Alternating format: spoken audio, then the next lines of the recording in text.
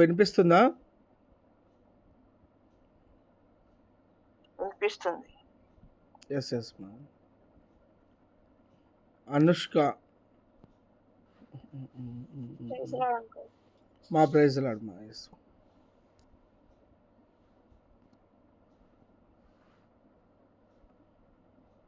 Praise lord అందరికి. దేవుడు మరొక అవకాశాన్ని మీతో వాక్యం పంచుకోవడానికి నాకు ఇష్టపడడం కమ్యూనియాలు. ఈ దినాన మనము దేవుని యొక్క వాక్యాన్ని ధ్యానించుకుందాం. ఎఫెసీయులకు రాసిన పత్రిక 5వ అధ్యాయము 15 నుంచి 21వ వచనం వరకు చూస్తున్నాం. ఎఫెసీ 5వ అధ్యాయం 15 నుండి 21వ వచనం వరకు. దినములు చెడ్డవి గనుక మీరు సమయము పోనీయక సద్వినియోగం చేసుకొనుచు అజ్ఞానుల వల్ల కాక జ్ఞానుల వల్ల నడుచుకున్నట్లు జాగ్రత్తగా చూచుకొనడు. ఇందు నిమిత్తము మీరు అవివేకులు కాక ప్రభు యొక్క చిత్తమేమిటో అనుగ్రహించుకొనుడి. మరియు మద్యముతో మత్తులై ఉండకుడి, దానిలో దుర్వ్యాపారము కలదు. అయితే ఆత్మ పూర్ణులై ఉండుడి. ఒకరినొకడు కీర్తనలతోనూ సంగీతములతోనూ ఆత్మ సంబంధమైన పాటలతోనూ హెచ్చరించుచు మీ హృదయములలో ప్రభువును గూర్చి పాడుచు కీర్తించుచు మన ప్రభువైన యేసు క్రీస్తు పేరిట సమస్తమును గూర్చి తండ్రి అయిన దేవునికి ఎల్లప్పుడూ కృతజ్ఞతాస్తుతులు చెల్లించుచు క్రీస్తునందు భయముతో ఒకరినొకడు లోబడి ఉండుడి. వాక్యం కొరకు ప్రార్థించుకుందాం. యేసయ్యా తండ్రి, నీకెంత వందనాలు, స్తుతులు, స్తోత్రాలు చెల్లించుకుంటూ వస్తున్నాను ప్రభు. మరి మరొకసారి నీ యొక్క పరిశుద్ధమైన బిడ్డల మధ్య నిలబెట్టుకున్న విధానాన్ని బట్టి నీకెంత వందనాలు. అవును దేవా ప్రభు, మరి ప్రతి ఒక్కరితో మీరు మాట్లాడండి, నాతో కూడా మీరు మాట్లాడంతని ప్రభా. నా నోట నీ మాటలు ఉంచిందంతని ప్రభా. ప్రీవియస్ గా వాగ్దానం చేసిన దేవుడు తప్పక అలా నెరవేర్చుకుంటూ వస్తున్నావు. అందుని బట్టి నీకు ఎంతో వందనాలు. ఈ యొక్క సమయంలో కూడా ప్రభా మరి నాకు మీరు తోడైండి. నా సొంత ఆలోచనలు, నా సొంత మాటలు, నా సొంత తలంపులు ఏవి కూడా ఇక్కడ పనిచేయకుండా ప్రభా, ప్రతివి కూడా నీవే నాలో కార్యం జరిగిస్తున్నామని ప్రార్థిస్తూ యేసుక్రీస్తు అతి పరిశుద్ధమైన నామంలో అడిగి వేడుకొని పొందుకొని ఉన్నాం తండ్రి. ఆమేన్. ఇక్కడ దేవుడు ఏమని సెలవిస్తున్నాడు? ఫస్ట్ నుంచి దినములు చెడ్డవంట. మనం ఏ దినాలలో బ్రతుకుతున్నాం? నిజంగానే చెడ్డ దినాలలో బ్రతుకుతున్నాం కదా. అసలు 5 years బాబు కూడా ఎంత జ్ఞానం కలిగి ఉంటున్నాడు కదా. ఆ దినాలలో ఎట్లుంటుండే? అసలు ఎంత బుద్ధిగా ఉంటున్నాడు, ఎన్ని మాటలు ఉంటున్నాయో ఆయన దగ్గర ఇప్పుడే. సో అట్లాంటి దినాలలో మనం ఉంటున్నాం. ఎంతమందిని చూస్తలేము ఇప్పుడు. ఎన్ని హత్యలు జరుగుతున్నాయి. వైఫ్ అండ్ హస్బెండ్స్ ని చంపేసుకుంటున్నారు కదా. సో చాలా చెడ్డ దినాలలో ఉంటున్నాం మనం. ఎట్లా అంటే ఇక్కడ ఉంటది కదా, ఇంకా 1 Peter 5 ఉంటది 17. సాతానంట ఎక్కడ మింగుదురాన్ని గర్జించి సింహము వలె ఎదురు చూస్తున్నాడంట. ఎవరిని చూస్తాడంట? సాతానికి చింతగింజలే కావాలట, దేవునికి కూడా చింతగింజలే కావాలంట. అంటే గట్టిగా బలంగా ఉన్నవారు, బలంగా ఉన్న వాళ్ళని ఎక్కడ అడగొట్టాలి అని సాతాను ఎదురు చూస్తాడు. ఇంకా బలంగా ఉన్న వాళ్ళని బలపరచాలి అని దేవుడు వెతుకుతూ ఉంటాడు. అంటే ఇద్దరికి కూడా బలంగా ఉన్నవారే కావాలి. మరి మనం ఎట్లుంటున్నాం? బలంగా ఉంటున్నామా? బలంగా ఉంటే సాతాను వెతుకుతాడు, దేవుడు కూడా మనల్ని వెతుకుతాడు. సాతాను చేతికి చిక్కకుండా దేవుని దగ్గరికి వెళ్ళే వారిలాగా మనం ఉండాలి. చెడ్డ దినాల్లో బ్రతుకుతున్నాం మనం. ఈ చెడ్డ దినాలలో మనల్ని మనం ఎంత జాగ్రత్త పరుచుకుంటే మనకు అంత లాభం, అంత ఫలితం మనకు. మనల్ని మనం జాగ్రత్తగా చూసుకోవాలి. మన కుటుంబాన్ని, మన స్నేహితులను కూడా వారి కొరకు కూడా భారం కలిగి ప్రార్థించి వారిని కూడా జాగ్రత్తగా చూసుకునే వారిలా ఉండాలి. ఇంకా ఏం చెప్తున్నారు? సమయం పోనీయక సద్వినియోగం చేసుకోవాలంట. మరి మనం ఎట్లుంటున్నాం? సమయాన్ని పోనిస్తున్నామా? సద్వినియోగం చేసుకుంటున్నామా? ఈ దినాలలో కొంచెం టైం దొరికితే అరే కొంచెం టైం దొరికింది, ఒకసారి ఫోన్ చూద్దామని ఫోన్కి ఇస్తున్నామా టైం? లేకపోతే స్లీప్కి ఇస్తున్నామా? మరి మన యొక్క శరీరానికి ఇస్తున్నామా? కదా. సమయం పోలేక సద్వినియోగం చేసుకోమంటున్నాడు దేవుడు. ఎందుకు? చెడ్డ దినాలలో చేస్తున్నాం. అంతం ఏ టైంలో ఉందో మనకు తెలీదు. ఎక్కువ సమయాన్ని దేవునికి ఇచ్చే వాళ్ళ ఉండాలంట మనం. అప్పుడు దేవుని దగ్గర మనం ఎక్కువగా ఎప్పుడైతే గడుపుతామో అప్పుడు మనం దేవుని యొద్ద నుంచి తొలగిపోకుండా, ఒకవేళ సాతాను వచ్చి మనల్ని తొలగిస్తాడని ఆ యొక్క శోధనను జయించే వారిలాగా మనం ఉంటాం కదా. అంత మాత్రమే కాదు, ఇంకా అజ్ఞానుల వలె కాక జ్ఞానుల వలె నడుచుకున్నట్లు జాగ్రత్తగా చూసుకున్నది. మనం ప్రేయర్ చేసుకుంటాం చాలా సార్లు, దేవా నేను ఎట్లుండాలనుకుంటున్నా అట్లుండాలనుకుంటున్నా అని తీర్మానాలు తీసుకొని నాకు సహాయం చేయమని ప్రే చేసుకుంటాం. కానీ దేవుడు ఇక్కడ మనకే చెప్తున్నాడు, జాగ్రత్తగా చూసుకోండి మిమ్మల్ని మీరే. జ్ఞానుల వల్లే నడుచుకునేటట్లు జాగ్రత్తగా చూసుకున్నాడు, అజ్ఞానుల వల్ల నడుచుకోకండి అని చెప్తున్నాడు. దేవుని వాక్యం తెలిసి కూడా దాన్ని ప్రకారం అనుసరించకుండా ఉంటే అజ్ఞానమే. నువ్వు ఇంకా కూడా అజ్ఞానంలో ఉన్నట్టే లెక్క కదా. మరి ఎట్లా నడుచుకుంటున్నాం మనం? దేవుని వాక్యం ఎరిగి దాని ప్రకారం నడుచుకుంటున్నాము. ఇప్పుడు ఒక ఎగ్జాంపుల్ గా చూసుకుంటే మనం, దేవుడు తీర్పు తీర్చొద్దు, తీర్పు తీస్తే నీకు తీర్పు తీర్చబడదు అని చెప్తాడు కదా వాక్యంలో. మరి ఆ యొక్క వాక్యం ఎంతమంది అనుసరిస్తున్నాం మనం?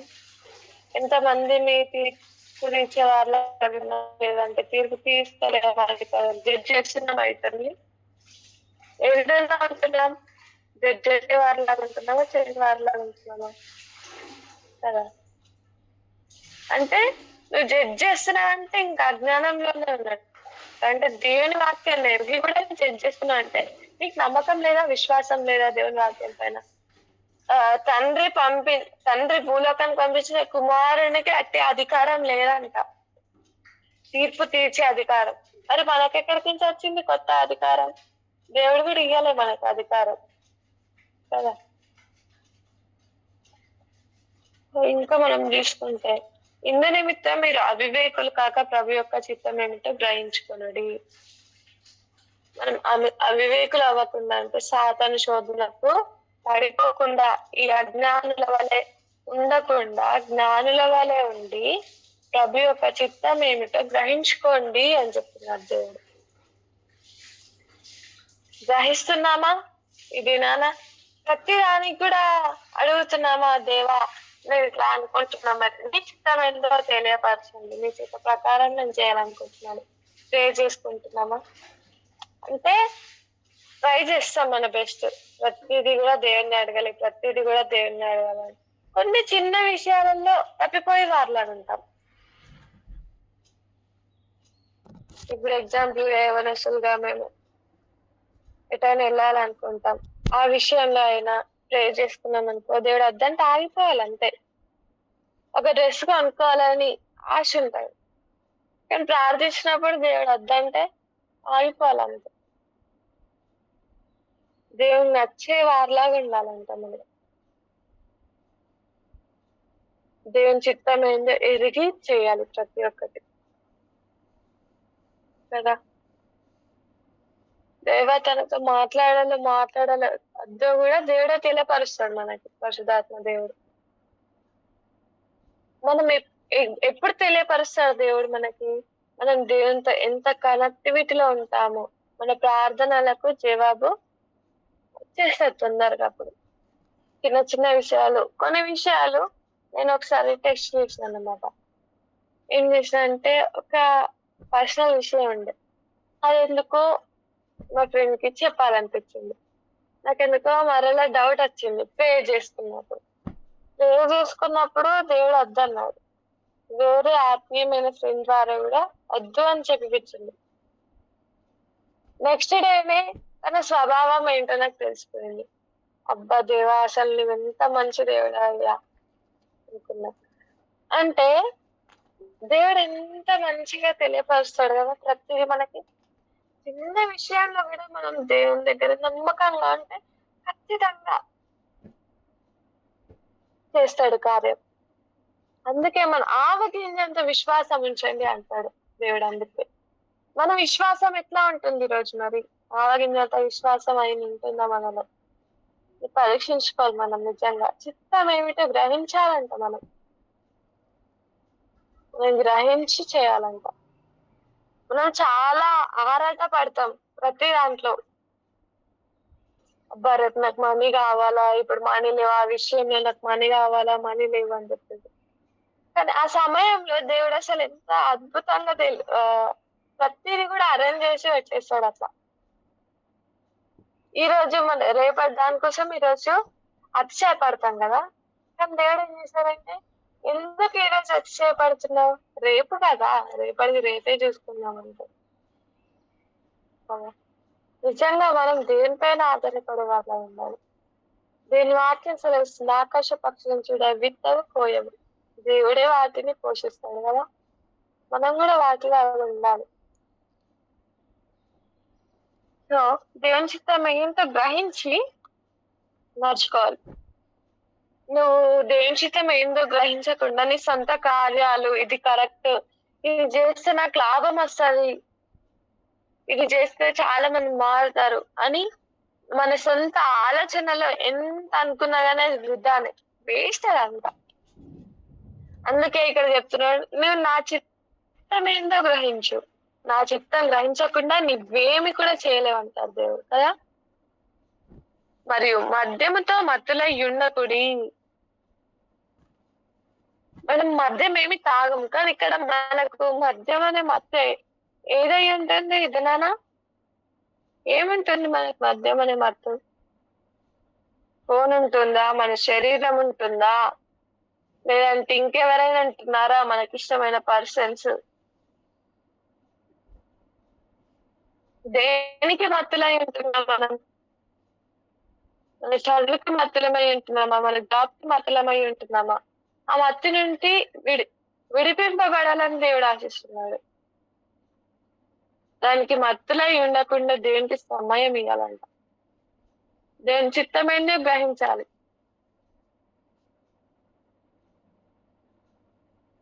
మద్యముతో మత్తులై ఉండకుడి అని చెప్తున్నాడు కదా. ఇంకా దానిలో దుర్వ్యాపారము కలదు, అయితే ఆత్మ పూర్ణులై ఉండు అని చెప్తున్నాడు. ఇక్కడ మత్తులై ఉండక అందులో దుర్వ్యాపారం ఉంటదంట. దానికి దూరంగా ఉండమని దేవుడు హెచ్చరిస్తున్నాడు. మనం ఎక్కడెక్కడ దుర్వ్యాపారం కలిగి ఉన్నాం, మత్తులై ఉన్నాం. నిజంగా మత్తులై ఉన్నామా ఈ దినాలలో? మత్తులై ఉంటేనే దేవునికి దూరంగా ఉంటాం, దేవునికి సమయం ఇవ్వలేకపోతాం, దేవుని చిత్తమైన గ్రహించలేకపోతాం, అజ్ఞానుల వల్ల ఉంటాం. అందుకే మత్తులై ఉండకుండా ఆత్మ పూర్ణులై ఉండు అని చెప్తున్నాడు దేవుడు. మన ఆత్మ ఎలా ఉంటుంది ఈ దినాన? ఆత్మ పూర్ణులై ఉండు అని చెప్తున్నాడు కదా దేవుడు. ఇంకా కింద ఈ 19 వర్స్, ఒకరికొకడు కీర్తనలతోనూ సంగీతములతోనూ ఆత్మ సంబంధమైన పాటలతోనూ హెచ్చరించుచు మీ హృదయములో ప్రభువుని గూర్చి పాడుచు కీర్తించుచు. హెచ్చరించుకోవాలంట. మనల్ని మనం ఒకరినొకరం మనం హెచ్చరించుకోవాలంట.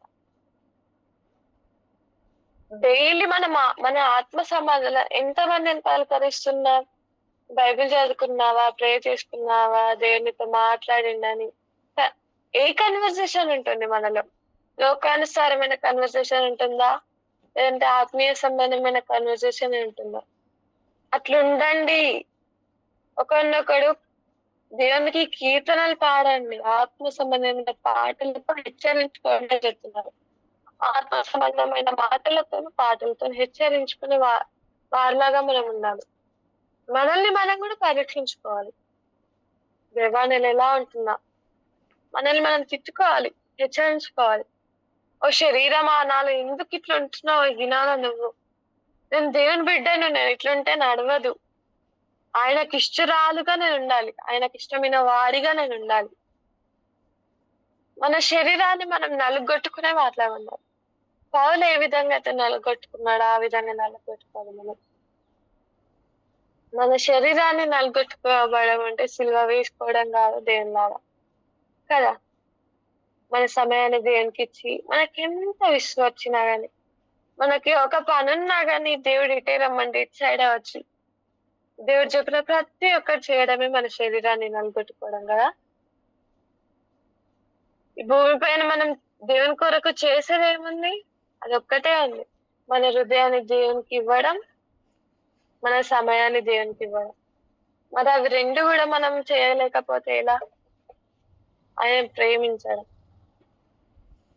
దేవుడు మన కోసం తన ప్రాణాన్నే పెట్టాడు. ఆయన యొక్క రక్తాన్ని ధారపోసిండు కదా. కనీసం మన సమయాన్ని, మన సొంత పనులను విడిచిపెట్టుకుని మన సమయాన్ని ఇంకా దేవుని చిత్తం ఏంటో జరిగించడానికి అది కూడా లేకపోతే మనం ఈ భూలోకంలో మన సొంత కార్యాలు ఎన్ని చేసుకున్నా వేస్ట్ దేవుని పని చేయకుండా. ఇక వాక్యం కూడా చూసుకుందాం. 20 వర్స్ చూసుకుంటే, మన ప్రభువైన యేసు క్రీస్తు పేరట సమస్తమును గూర్చి తండ్రి అయిన దేవునికి ఎల్లప్పుడూ కృతజ్ఞతాస్తుతులు చెల్లించుచు. ఏం చేయాలంట? దేవునికి ఎల్లప్పుడూ కృతజ్ఞతాస్తుతులు చెల్లించాలంట. ఎల్లప్పుడూ ఆయనను ఆరాధించాలి. ఎప్పుడు ప్రార్థించేవారులా, ఎప్పుడు ప్రార్థించే స్వభావమైనా మనది. దేవా నాకు అది కావాలి, ఇది కావాలి అని ఎప్పుడు అడిగేవారులాగా ఉన్నామా? అడుగుతున్నాం, పొందుకుంటున్నాం, అది కంటిన్యూస్ గా అయిపోతానే ఉంది. ఇంకెప్పుడు ఆరాధిద్దాం? సమయం పోనిక సద్వినియోగం చేసుకోమంటున్నాడు దేవుడు. మరి ఇంకెప్పుడు ఆరాధిద్దాం? సండే మాత్రమేనా ఈ ఆరాధన? మందిరంలోనేనా ఆరాధించడం? వేరే ఎక్కడ ఆరాధించొద్దు అని చెప్పిండా దేవుడు? ఏమైంది? ఇంకెన్ని రోజులు మనం మరి ప్రార్థించేవారిలాగా ఉందాం? ఎప్పుడు మన సొంత పనులను గూర్చి, నాకు అది కావాలి, నాకు జాబ్ కావాలి, స్టడీలో మంచి జ్ఞానం కావాలి, నా కుటుంబం బాగుండాలి కదా. ఎట్లా అంటున్నాం మనం? ఆరాధించాలి అని ఎల్లప్పుడు. పొద్దున్న లేసి ఫస్ట్ మనం ఆయనను ఆరాధించే వాళ్ళగా ఉండాలి. నిజానికి ఆయనను ఎల్లప్పుడూ నువ్వు కనుక ఆరాధిస్తే నీకేది కావాలో దేవుడు ఖచ్చితంగా దయచేస్తాడు. నీవు అడగకముందే ఇచ్చేస్తాడు. ఒక 1 month అట్లా ఉంది చూడు. ప్రతిసారి ఆరాధిస్తుంటారు. లేచిన తర్వాత ఆరాధన చేయాలి ఫస్ట్ మనం. ఆ వీక్ మొత్తం దేని గురించి ఆరాధించాలి? మన మందిరంలో వాక్యం వింటాం, ఆరాధన వర్తమానం మనకు ఉంటుంది కదా. దేవుని ఎందు నిమిత్తం ఆరాధించాలి, ఎట్లా ఆరాధించాలని చెప్తారు కదా. ఆ వాక్యాన్ని పట్టుకొని ఈ వీక్ మొత్తం మార్నింగ్ మనం ఆరాధన చేసుకోవాలి. ఫస్ట్ లేవగానే ఆరాధించుకోవాలి. మనం ఆరాధన చేసుకొని మళ్ళీ ప్రార్థన చేసుకొని వాక్యం చదువుకోవాలి. సో ఎల్లప్పుడూ కృతజ్ఞతాస్తుతులు చెల్లించే వారిలాగా మనం ఉండాలంట. క్రీస్తు యేసునందలి భయముతో ఒకరికొకడు లోబడి ఉండు అని చెప్తున్నాడు దేవుడు. దేవునికి లోబడాలి, ఇంకా మనల్ని మనం కూడా లోబర్చుకోండి. లోబడడం అంటే ఇప్పుడు మన ఆత్మ సంబంధమైన ఫ్రెండ్ ఉన్నారు, మనం బైబిల్ చదువుకున్నావా అని అడిగినాం, చదువుకోలే అని అంటది. మనం మంచి మాటలు అట్లా కాదు చదువుకోవాలి అని చెప్తాం. అప్పుడు లోబడాలి. ఓకే అవును కదా, నేను తప్పు చేసినా కదా అనేసి తన తప్పును ఒప్పుకొని లోబడే వారిలాగా ఉండాలి. అంతే అని నువ్వేంది నాకు చెప్పేది, నా ఇష్టం ఉన్నది చేసుకుంటా అనే వారిలాగా మనం ఉండొద్దంట. నీ ఫ్రెండ్ సంబంధమైన మంచి విషయం చెప్పినప్పుడు దానికి లోబడు అని చెప్తున్నాడు దేవుడు ఇక్కడ. మనం లోబడుతున్నామా? దేవుని వాక్యానికి లోబడుతున్నామా? దేవుని వాక్యం అంట 2 అంచుల ఖడ్గం అంట. ఆ యొక్క ఖడ్గానికే లోబడతలేం మనం అనేక సార్లు. అసలు ఎంత భయం కలిగి ఉండాలి? లోబడినప్పుడల్లా ఆ యొక్క వాక్యం గుర్తు రావాలి. అసలు అబ్బా నేను దేవుని వాక్యానికే లోబడతలేను, దేవుని వాక్యం 2 అంచుల ఖడ్గం కదా, అసలు నాకు ఇంత కూడా భయం లేదు, నేను దానికే లోబడతలేను. ఆ యొక్క భయమే లేదు మనలో అసలు. చివరిగా చూసుకున్నాను ఇంకా ప్రసంగి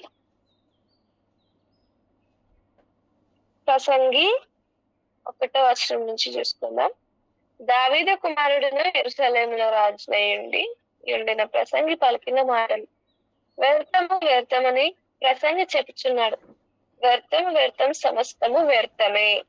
సూర్యుని క్రింద నరులు పడుచుండు పాటు అంతటి వలన వారికి కలుగుచున్న లాభమేమి? తరము వెంబడి తరము గతించిపోవచ్చున్నది, భూమి ఒక్కటే ఎల్లప్పుడూ నిల్చుచున్నది. సూర్యుడు ఉదయించును, సూర్యుడు అస్తమించును, తాను ఉదయించు స్థలం మరల చేరుటకు త్వరపడు గాని దక్షిణమునకు పోయి ఉత్తరమునకు తిరుగుట, ఇట్లు మరలా మరలా తిరుగుచు తన సంచార మార్గము తిరిగి వచ్చును. ఏంటంట, మనము ఏం చేసినా వెళ్తాము. దేవునికి సమయం ఇవ్వకుండా సంపాదించుకున్న జ్ఞానాన్ని పొందుకుంటామని చూసిన అజ్ఞానుల వల్లే ఉన్నా, దేవుణ్ణి కాదని మన సొంత కార్యాలు ఏవి చేస్తున్నా వ్యర్థమే. ఒక మాటలో చెప్పాలని అంతే. ఇంకా ఈ భూమి కింద ప్రతి ఒక్కటి కూడా వ్యర్థమే. ఏం చేసుకున్నా కూడా వ్యర్థమే. అది నీ సొంత పనులు, దేవుని పనులు వదిలేసి నీ సొంత పనులు ఏది చేసుకున్నా వ్యర్థమే. దేనికి కూడా పనికి రావాలి. ఒక దినాన నశించిపోతాయి. ఏది నిలబడుతుంది? అందుకే మనం దేనికోసం ప్రయాసపడాలంట? దేవుని యొక్క ఆత్మల కోసం, రక్షణ లేని వారి కోసం పోరాడాలంట, ప్రయాసపడాలంట. అప్పుడు అది వ్యర్థం కాదు. దానికంటే ఒక ఫలితం ఉంటది మనకి. పరలోకంలో దేవుడు మనకు మంచి జీవ కిరీటాన్ని ఇస్తాడు కదా, అప్పుడు అది ఒక ఫలం ఉంటుంది. ఇప్పుడు అదే ఆత్మల గురించి ప్రార్థించకుండా వాళ్ళకి సువార్త చెప్పకుండా మనం జాబ్కి వెళ్ళి మన సొంత కార్యాలు చేసుకుంటూ ఫ్రెండ్స్ తోని టైం వేస్ట్ చేస్తూ ఏదో చేస్తున్నాం అనుకోండి, అప్పుడు ఇది వ్యర్థమే. దానికి పరలోకంలో ఫలితం లేదు, భూలోకంలో కూడా ఫలితం లేదు. సో ఇక్కడ మనం పరీక్షించుకుందాం. మరి ఇప్పటి నుంచి ఎలా ఉండాలో దేవుని దగ్గర తీర్మానం చేసుకుందాం. సో ఇంకా 2వ అధ్యాయం 11వ వచనం చూసుకుందాం ఒకసారి. అప్పుడు నేను చేసిన పనులని, వాటి కొరకై నేను పడిన ప్రయాసం అంతయు నేను నిదానించి వివేచింపగా అన్నీయు వ్యర్థమైనవిగాను, ఒకడు గాలికి ప్రయాసపడినట్టుగాను అగుపడెను. సూర్యుని క్రింద లాభకరం ఏదియు లేనట్టు నాకు కనబడెను. అయితే ఒకరోజు ఇక్కడ మా ఫ్యామిలీ ప్రేయర్లో ఒక అక్క ఈ వాక్యం చెప్తుండగా, ఆ రోజు నేను ఎందుకో బాగా చదువుకున్నా. అయితే ఇదే వాక్యం చెప్పింది అక్క. అసలు నేను ఈరోజు దేవునికి సమయం ఇవ్వకుండా నా వర్క్స్ చేసుకున్నా కదా, అదంతా కూడా వ్యర్థమే. అసలు ఫస్ట్ నేను దేవునికి సమయం ఇవ్వాలని దేవుడు మాట్లాడుతున్నారు. అంటే మన సొంత పనులను జాబ్ చేసుకున్నా గానీ, చదువుకున్నా గానీ ఖచ్చితంగా దేవుడు ఏదో ఒక రోజు మాట్లాడతాడు. నువ్వు దేవుని పని ఇడిచిపెట్టి ఏ పని చేసుకున్నా అది వ్యర్థమే. దానికి ఫలితం అనేది ఉండదు. అందుకే దేవుడు చెప్తున్నాడు, నా యొక్క చిత్తాన్ని గ్రహించు, లేదంటే అది వ్యర్థం అయిపోతుంది అని చెప్తున్నాడు. దేవుడు మంచిగా చెప్తున్నాడు, అయ్యో నా బిడ్డ చేసిన ప్రయాసానికి ఫలితం ఉండాలి. కాబట్టి దేవుడు చెప్తున్నాడు ఏమని, నా యొక్క చిత్తాన్ని గ్రహిస్తే దానికి ఫలితం ఉంటది, నా చిత్తాన్ని గ్రహించి ఫలితం పొందుకో, లేదంటే నువ్వు చేసిన కష్టం వ్యర్థం అయిపోతుంది అని చెప్తున్నాడు మంచిగా. దేవుడు ఎంత మంచిగా మహాప్రేమని చూపెట్టి చెప్పినా కానీ మనం ఏం చేస్తున్నాం? దేవుని చిత్తాన్ని గ్రహించడం ఉండదు, ప్రార్థన చేసుకోవడం ఉండదు, ఏముండదు. మొత్తం మన పని మనం మన సొంత ఆలోచనతో చేస్తానే ఉంటాం. అప్పుడు ఏమైపోతుంది? అది వ్యర్థం అయిపోతుంది. అందుకే దేవుడు మరలా హెచ్చరిస్తాడు, నేను చెప్పినా నా చిత్తాన్ని గ్రహించి ఫలితం పొందుకోవాలి, నువ్వు వినలేదు, దానికి ఫలితం ఏమి లేదు. ఇప్పుడు నయోమి అంటది కదా, అక్కడికి వెళ్ళి కూడా మరలా దేవునే నిందిస్తుంది. సో అట్లా మనం ఉండద్దు. దేవుడు అందుకే ముందే చెప్తున్నాడు, నా యొక్క చిత్తాన్ని గ్రహించాలి. ఆయన యొక్క చిత్తాన్ని గ్రహించకుండా మన సొంత పనులు చేసేసి దేవుడు నాకు ఫలితం ఇవ్వలేదంటే అది మన తప్పు, దేవుని తప్పు కాదు. దేవుడు ముందే చెప్తాడు అన్ని. సో ఇక్కడ మనం తీర్మానం తీసుకునే వాళ్ళగా ఉండాలి. ఈ తీర్మానం విషయమే ఒక విషయం చూసుకున్నాం. అయితే గిద్యోను తెలుసు కదా అందరికి. గిద్యోను యుద్ధం నుంచి గిద్యోను ఆర్ యెఫ్తా న్యాయపత్రులలో ఉంటది.